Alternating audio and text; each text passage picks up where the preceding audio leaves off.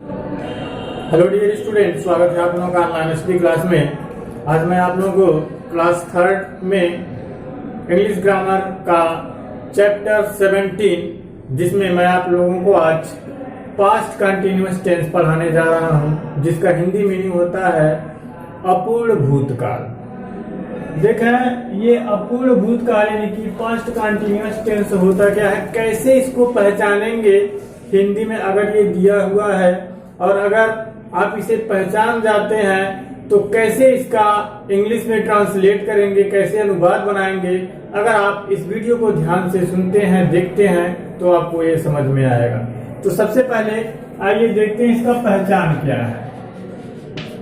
पहचान कैसे आप पहचानेंगे कि ये हमारा हिंदी में अगर कोई वाक्य लिखा हुआ है तो वो पास्ट कंटिन्यूअस टेंस का है। तो पहचान इसका देख रहे हैं, इसका पहचान है रहा था, रहे थे, रही थी।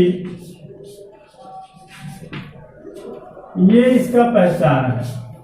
कैसे पहचानेंगे आप? जिस हिंदी वाक्य के क्रिया के अंत में, अगर कोई हिंदी में वाक्य लिखा हुआ है और क्रिया के अंत में रहा था, रहे थे, रही थी दिया हो, तो वो हमारा पास्ट कंटिन्यूअस टेंस यानी कि अपूर्ण भूतकाल होता है। एक बार फिर से सुन लें कि जिस हिंदी वाक्य के क्रिया के अंत में रहा था, रहे थे, रही थी दिया हो, वो हमारा पास्ट कंटिन्यूअस टेंस होता है। ये ध्यान रखेंगे आप लोग। अगर इतना ध्यान रखते हैं तो आपको आसानी से ये समझ में आ जाएगा कि वो पास्ट कंटिन्यूअस टेंस का है। ये रहा पहचान। अब आइए इसके नियम के बारे में चलते हैं कि अगर आप पहचान जाते हैं तो अनुवाद कैसे बनाएंगे। जैसे रमेश पढ़ रहा था, ये देखें क्रिया दिया हुआ है और इसी के अंत में देखें रहा था दिया है। हमने बताया है कि पहचान क्या है कि जिस हिंदी वाक्य के क्रिया के अंत में रहा था, रहे थे, रही थी दिया हो, वो हमारा पास्ट कंटिन्यूअस टेंस होता है। एग्जाम्पल आप लोग देख सकते हैं। रूल इसका देखेंगे। पहला रूल, अनुवाद कैसे बनाएंगे। तो अनुवाद बनाने का जो तरीका होता है, सबसे पहले आपको सब्जेक्ट लिखना पड़ेगा। सब्जेक्ट लिखने के बाद आप लिखेंगे वाज अथवा वर। उसके बाद अगर वाक्य निगेटिव है तो नॉट लिखेंगे, अफर्मेटिव है तो नॉट नहीं लिखेंगे। उसके बाद V1 में ING लिखेंगे। उसके बाद अगर रहेगा तो ऑब्जेक्ट और रहेगा तो अदर वर्ड, उसके बाद फुल स्टॉप आप लिख देंगे। तो इस पैटर्न पे आप अनुवाद बनाएंगे। अगर वाक्य सिंपल में दिया है पास्ट कंटिन्यूअस का तो यही एग्जांपल ले लेते हैं। रमेश पढ़ रहा था, इस वाक्य से पता चल रहा है पास्ट कंटिन्यूअस का है। जब आप पहचान जाएंगे तो अनुवाद बनाएंगे। सबसे पहले लिखेंगे सब्जेक्ट। सब्जेक्ट कौन है? रमेश। अच्छा, कैसे पहचानेंगे कि रमेश ही सब्जेक्ट है? तो ये जानना है। सब्जेक्ट जानने के लिए हु से आप प्रश्न करेंगे, हु का जो जवाब होगा वही सब्जेक्ट होगा। तो कौन पढ़ रहा था? तो रमेश पढ़ रहा था, तो सब्जेक्ट हमारा हो गया रमेश। उसके बाद वाज या वर, इन दोनों में से एक लिखेंगे। अब देखा वाज किसके साथ लगता है, वर किसके साथ लगता है।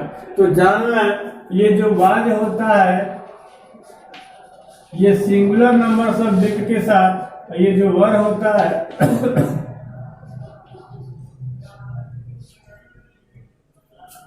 ये प्लूरल नंबर सब्जेक्ट के साथ, यानी कि एक वचन के साथ ये लगेगा वाज और बहुवचन के साथ वर लगेगा। ये आप ध्यान रखेंगे। एक वचन के साथ वाज और प्लूरल नंबर बहुवचन के साथ आप वर लगाएंगे। रमेश हो गया। अब देखें रमेश हमारा क्या है, सिंगुलर नंबर है कि प्लूरल नंबर। और ये भी जाने सिंगुलर नंबर क्या है, तो जिस नाउन से एक व्यक्ति या वस्तु का बोध होता है सिंगुलर नंबर का नाम कहलाता है, और जिस नाउन से एक से अधिक व्यक्ति या वस्तु का बोध होता है उसे प्लूरल नंबर। तो यहाँ पे रमेश देखें सिंगुलर नंबर में है तो आपको लिखना पड़ेगा वाच। तो आप लिखेंगे यहाँ पर वाज, रमेश वाज। अब देखें ये वाक्य निगेटिव है क्या? अगर निगेटिव रहेगा तभी नॉट लिखेंगे, अगर निगेटिव नहीं है तो नॉट नहीं लिखेंगे। ये देखें वाक्य अफर्मेटिव में है, निगेटिव में नहीं है, तो इसको हम नहीं लिखेंगे, आगे बढ़ जाएंगे। उसके बाद V1, भी क्या है? इसमें रीड है, ये पढ़ना दिया हुआ है, तो इसका होता है रीड। इसी में ING लगा देंगे। Ramesh was reading. अब देखें ये खत्म हो गया, इसका भी अनुवाद बन गया, इसका भी अनुवाद बन गया। ऑब्जेक्ट नहीं दिया है और न ही अदर वर्ड दिया है, तो यही पे हम इसको खत्म कर देंगे। अगर ये वाक्य ऐसे दिया हो, दूसरा वाक्य देखते हैं।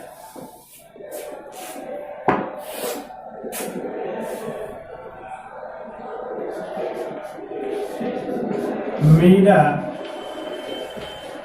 अपना किताब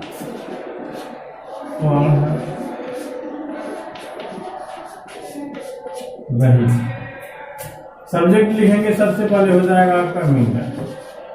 सब्जेक्ट हो गया मीरा। उसके बाद आप हेल्पिंग वर्ब लिखते हैं, ये उसका अंग्रेजी। ये देखें ये डिपेंड करता है, वाज या वर्ड डिपेंड करता है सब्जेक्ट पे। सब्जेक्ट सिंगुलर है तो वाज, प्लूरल है तो वर्ब। यहाँ पे सिंगुलर है तो आपको लिखना पड़ेगा वाज, मीरा वाज। अब देखें ये भी वाक्य अफर्मेटिव है। अगर अफर्मेटिव है तो सीधे यहाँ पहुंच जाएंगे, नहीं लिखेंगे। और अगर वो निगेटिव है, जैसे मीरा अपना किताब नहीं पढ़ रही थी, अगर ऐसे कर देते हैं तो फिर आपको यहाँ पे नॉट लिखना है। Meera was not. उसके बाद भी लिखेंगे, भी ये है हमारा, लिखेंगे रीड, इसी में लगा देंगे ING। Meera was not reading. अब इसका अंग्रेजी बन गया, इसका हो गया, इसका हो गया, बचा ये। तो अपना किताब, Meera was not reading, Meera was not reading. उसके बाद आप लिखेंगे हर बुक। अपना का अंग्रेजी आपको लिखना पड़ेगा हर। अच्छा, हर क्यों लिखेंगे? तो ये जानना है कि जो अपना का अंग्रेजी होता है वो डिपेंड करता है सब्जेक्ट पे। यहाँ पे मीरा है और मीरा सिंगुलर नंबर में फेमिनिन जेंडर है, तो उसके लिए हम प्रोनाउन लगाएंगे हर। अगर यहाँ पे मोहन होता तो ये हो जाता हिज। अगर होता है यहाँ पे आई तो यहाँ पे कर देते माई। यहाँ पे यू होता तो यहाँ योर हो जाता। कहने का आशय ये है कि ये जो पॉजेसिव एडजेक्टिव है ये डिपेंड करता है सब्जेक्ट पर। जैसा सब्जेक्ट होगा उसी का पॉजेसिव एडजेक्टिव हम लिखते हैं अपना की अंग्रेजी के लिए। तो ये है अनुवाद, ऐसे हम बनाएंगे। अगर वाक्य इंट्रोगेटिव हो और इंट्रोगेटिव में वाक्य क्या से स्टार्ट हो, जैसे क्या राधा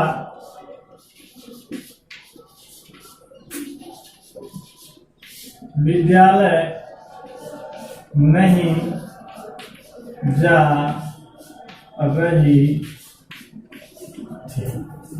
कैसे अनुवाद आप बनाएंगे सब देखेंगे वाक्य क्या से। जब वाक्य क्या से स्टार्ट होगा तो सबसे पहले आपको हेल्पिंग वर्ब लिखना पड़ेगा, और इस वाक्य में, इस टेंस में हेल्पिंग वर्ब आपका है वाज या वर। उसके बाद आप लिखेंगे सब्जेक्ट। उसके बाद अगर निगेटिव है तो नॉट लिखेंगे, आगे बढ़ जाएंगे। उसके बाद B1 में ING लिखेंगे। उसके बाद ऑब्जेक्ट लिखेंगे, अदर वर्ड लिखेंगे, इंट्रोगेटिव मार्क लगा देंगे। अब इसका अनुवाद हम बनाएंगे। क्या राधा विद्यालय नहीं जा रही थी? तो अनुवाद हो जाएगा, सबसे पहले वाज या वर्ड लिखेंगे। वाज या वर्ड डिपेंड करता है सब्जेक्ट पे। सब्जेक्ट हमारा राधा है, सिंगुलर नंबर है, और सिंगुलर नंबर है तो आपको लगाना पड़ेगा वाज। तो first of all you have to write was. After that you will write Radha was, Radha. अब देखें यहाँ पे नहीं दिया है तो इसके लिए आपको लिखना पड़ेगा नॉट, वाज राधा नॉट। और उसके बाद भी लिखेंगे, भी है आपका गो, और उसी में लगाएंगे आप ING। क्यों? क्योंकि ये कंटीन्यूअस टेंस है। तो वाज राधा नॉट गोइंग, क्या राधा नहीं जा रही थी, इसका अनुवाद आपने बना रखा है, इसका भी हो गया, इसका भी हो गया। ये बचा है गोइंग कहाँ, टू स्कूल। स्थान को दर्शाने के लिए एक प्रीपोजिशन लगा देंगे टू। तो आज Radha not going to school, interrogative mark लगा देंगे। अगर वाक्य क्या से स्टार्ट होगा तो ये आपका फार्मूला है और इसका अनुवाद आप ऐसे बनाएंगे। अगर वाक्य इस टाइप से दिया है, मतलब क्वेश्चन वर्ड बीच में दिया हुआ है, क्वेश्चन वर्ड अगर बीच में दिया है तो उसका अनुवाद आप कैसे बनाएंगे देखें। जैसे राजू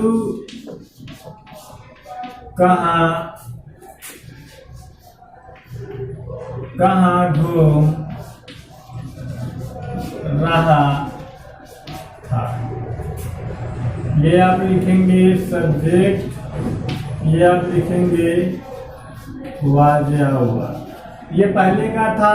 देखें जो इंट्रोगेटिव होता है ये फार्मूला जो है क्या से वाक्य जो स्टार्ट होता है उसके लिए है। तो जो क्वेश्चन वर्ड बीच में अगर आ जाता है, क्वेश्चन वर्ड क्या होता है, जिस वर्ड से प्रश्न पूछने का बोध होता है वही क्वेश्चन वर्ड होता है। जैसे कब, क्यों, कैसे, कहाँ, क्या, कितना, कैसे, कब, ये सभी हमारे क्वेश्चन वर्ड है। तो ये अगर बीच में आ जाते हैं तो अनुवाद जब हम बनाते हैं तो उसका अंग्रेजी सबसे पहले लिखते हैं। फार्मूला ये तीसरा है, सबसे पहले क्वेश्चन वर्ड लिखते हैं, उसके बाद वाज या वर लिखते हैं, उसके बाद सब्जेक्ट, उसके बाद अगर वाक्य नेगेटिव है तो ना V1, उसमें आइए object, other word, interrogative mark. ये आपका हो गया फार्मूला। अनुवाद जब बनाएंगे राजू कहाँ घूम रहा है, तो देखा यहाँ पे इंट्रोगेटिव वर्ड आया है वो भी बीच में।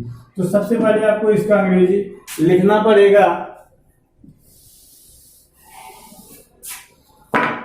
तो कहाँ का अंग्रेजी होता है वेयर। उसके बाद आपको लिखना पड़ेगा वाज या वर। ये डिपेंड करता है सब्जेक्ट पे। सब्जेक्ट हमारा है राजू और राजू है तो आपको लिखना पड़ेगा was. Where was Raju. Question word was या वर में से कोई एक। उसके बाद सब्जेक्ट हो गया। देखा नाट दिया है, इसमें नहीं दिया है तो नाट नहीं लिखेंगे, आगे बढ़ जाएंगे। V1 भी क्या है घूमना, तो वंडर होता है, रोम होता है, तो वंडर उसी में क्या लगाएंगे आप ING लगाएंगे, वंडरिंग।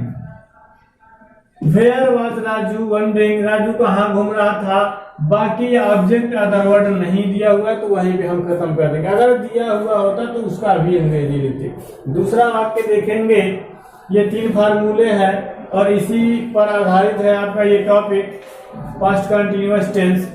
ऐसे ही आप अनुवाद बनाएंगे। 3 फार्मूले आपको बता दिए गए, जैसे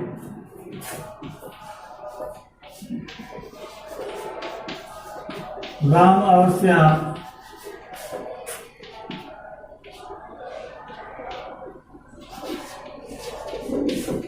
क्या खा रहे। क्वेश्चन वर्ड देखा बीच में आया हुआ है तो सबसे पहले आपको इसका अंग्रेजी लिखना पड़ेगा व्हाट। उसके बाद आपको लिखना पड़ेगा वर। क्यों वर लिखेंगे, क्योंकि राम और श्याम ये 2 लोग हैं और ये प्लूरल नंबर सब्जेक्ट है। सब्जेक्ट हमारा ये है, कौन खा रहा है, सॉरी कौन खा रहा था, तो राम और श्याम खा रहे थे, ये सब्जेक्ट है। सब्जेक्ट प्लूरल नंबर है तो वर लिखेंगे। What were Ram and Shyam, what were Ram and Shyam eating. Ram और श्याम क्या खा रहे थे, what were Ram and Shyam eating. अगर यही वाक्य ऐसे होता, ये यहां ना दे करके ऐसे दिया होता क्या, तो आप बस वर राम एंड श्याम ईटिंग ऐसे कर लेते, लेकिन बीच में आ गया था तो वहां पे उसका अंग्रेजी लिखना पड़ेगा। तो ये रहा हमारा पास्ट कंटिन्यूअस टेंस, अपूर्ण भूतकाल। अपूर्ण क्यों नाम दिया गया है हिंदी में? क्योंकि वो कंटिन्यू से बना है, और कंटिन्यू मीन्स होता है जारी रहना, यानी कि वो कार्य जारी है, पूरा नहीं है, अपूर्ण है, इसीलिए इसका नाम हो जाता है अपूर्ण भूत का। तो अब हम उम्मीद करते हैं कि ये टॉपिक आपको समझ में आया होगा। अगर कहीं कोई दिक्कत हो अनुवाद बनाने में तो आप इस वीडियो को पुनः देख सकते हैं। धन्यवाद।